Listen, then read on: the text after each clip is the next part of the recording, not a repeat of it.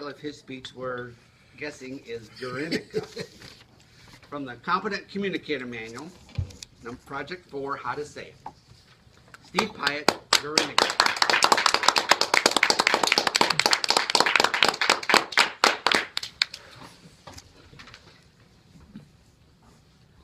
What does this painting mean to you?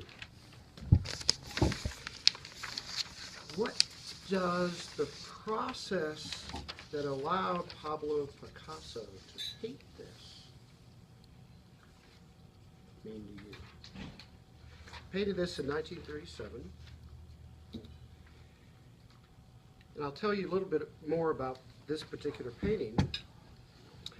But we'll also talk about the process that led Picasso to paint this, going all the way back to when he was an art student. Because as I traveled through parts of Spain last month with Jackie's sister, that there are lessons to us in our journey toward communication excellence. From Picasso's journey to artistry excellence. Guernica is in a museum in Madrid. It is in a room by itself. The painting itself is about the size of this wall. It's in a room about the size of this particular part of the restaurant. It's the draw for the entire museum. You go to the tourist books, no one even remembers the name of the museum. Guernica captures the horror of war. It was painted a year after 1936, when the fascists bombed into oblivion the town of Guernica. When you walk into the room where the painting is housed, people are silent. It's like they're in a church or graveyard. Because everyone there, and you can tell, by the way, they're from all over the world. As people are going in and out of the room, they're speaking all kinds of different languages. As they look up at this painting, you can't get close to it, by the way. There's a rope, because there's crazies in the world that would damage such a thing. And there are guards. Can't take a picture of it. And people will move around, study different parts of the painting. Different parts of Picasso's genius that he has left us. The agony, the pain, the horror of war. But there's something else in the room. And on the back wall, there are Picasso's sketches, where he explored different elements of this masterpiece. And indeed, there are photographs of him painting Guernica. The bottom part, bottom strip really, changed quite a bit. His initial sketches had other elements down here. Some he kept, some he moved around. The masterpiece did not appear in his mind as a finished product. Just as speeches are not written, great speeches are rewritten. This painting was not just painted, it was repainted. So as you think about your speeches, and you have a great idea, and you put it down on paper, you sketch it however you want to do it, great. Don't stop. Step back, look at it, rewrite it, repaint it. That's what Picasso did. And the sketches, indeed, are nice, are great, but the final product was even better. Let's go back a little bit. There are other paintings in this museum where you see some of Picasso's elements.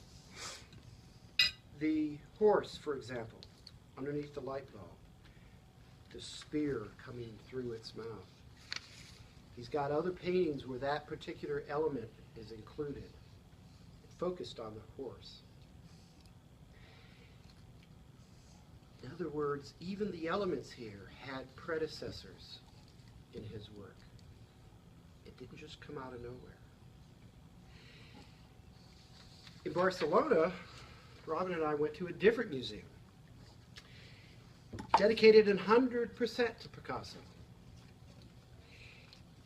And as you walk through the museum, if you take the path that they recommend, you see the evolution of his style. The Picasso that we tend to remember are toward the end of his journey. Guernica, the three musicians. I learned this one in junior high. One of the more famous paintings that captures Don Quixote and his sidekick. You'll see this all over Spain. A piece of artistry in itself, the story of Don Quixote. In the Picasso Museum, you see that he experimented with different things. You see that he took other masters and redid them in his style.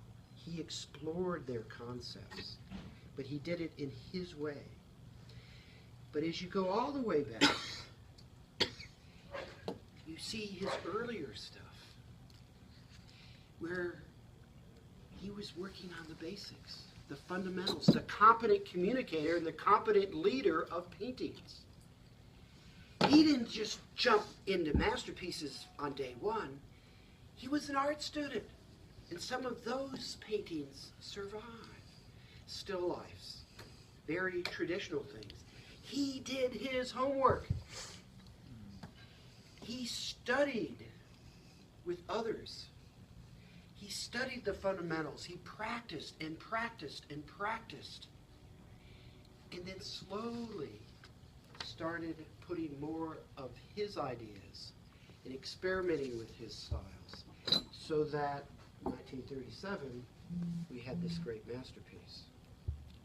So as we learn about communication, as we learn about leadership, you never forget the fundamentals. You have to have the fundamentals. You have to work and learn from others, even if you are Pablo Picasso. His life journey led him to give us great, fantastic gifts. Some of the most famous paintings in the world. And that's no puffery. I mean, how many people have a whole museum just named after them? How many people have another museum in Madrid where the thing that everyone goes to is this? Okay? There are not many people like that. But Picasso started with the basics and built up. So should all of us. Mr. President.